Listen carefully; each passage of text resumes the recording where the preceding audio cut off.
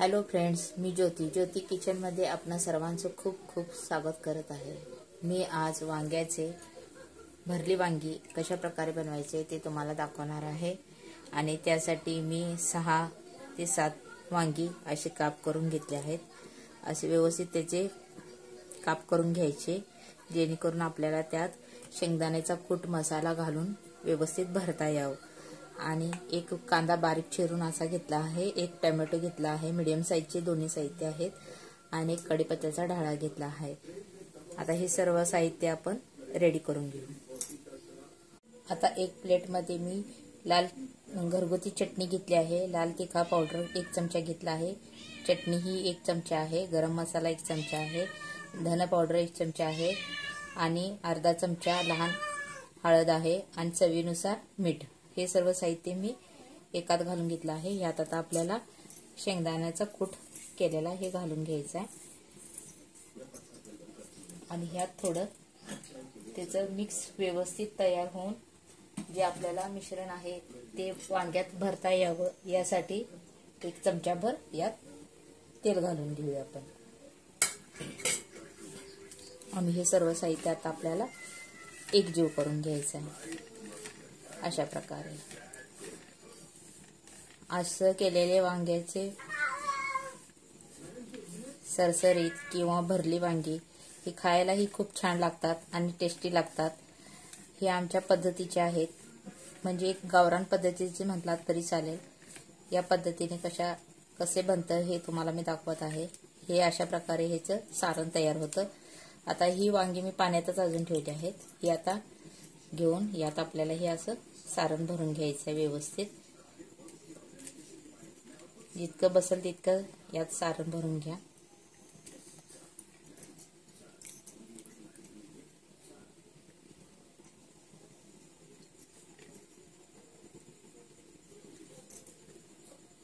आता आपली कढई गरम झाली आहे, त्यात आता आपल्याला एक 5 ते 6 चमचे तेल घालून घ्यायचं आहे।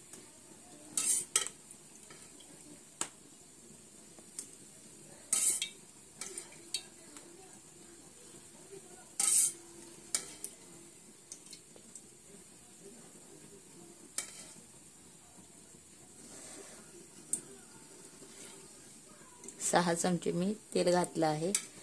आता तेल आपलं व्यवस्थित गरम झाले की ह्यात आता आपल्याला थोडा लसूण भाजून घ्यायचा आहे।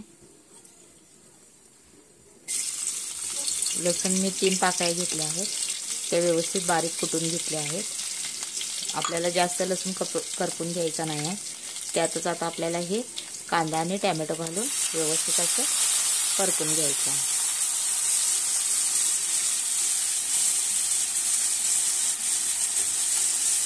आणि हा कढीपत्त्याचा एक ढाळा।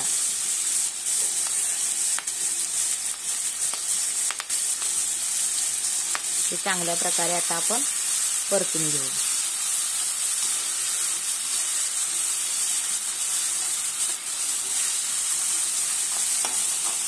आपण ही भरली वांगी ही एकदम साध्या आणि सोप्या पद्धतीने बनवत आहे। यात जास्त आपल्याला सामग्री लागत नाही, जे घरात आहे त्यापासूनच आपल्याला बनवायचं आहे। खायला देखील खूप टेस्टी आणि छान लागतं, त्यामुळे हे रेसिपी नक्की ट्राय करून पहा। आता आपला कांदा टोमॅटो व्यवस्थित भाजत आला आहे।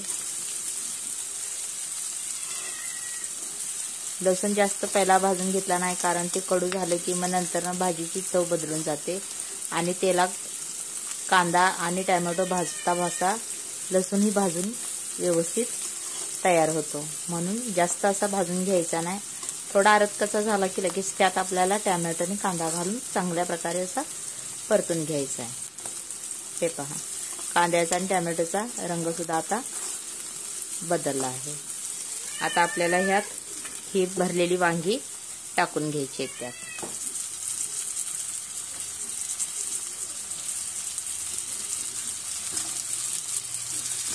झटपट बनणारी अशी ही रेसिपी आहे, खूप वेळ लागत नाही। वांग्याला फक्त वाफ द्यावी लागते, वाफत वांग शिजून जातं। एक 5 ते 10 मिनिटात आपली वांग्याची भाजी तयार होते।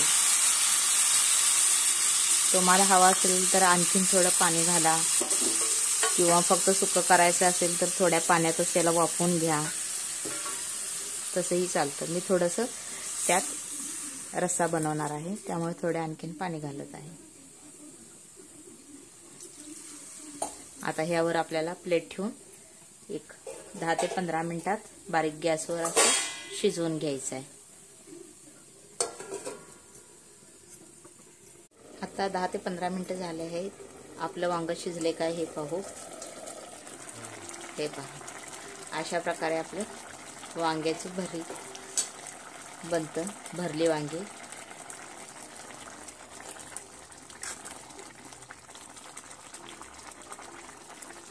हे आता वांगे आता आपले शिजले आहेत व्यवस्थित.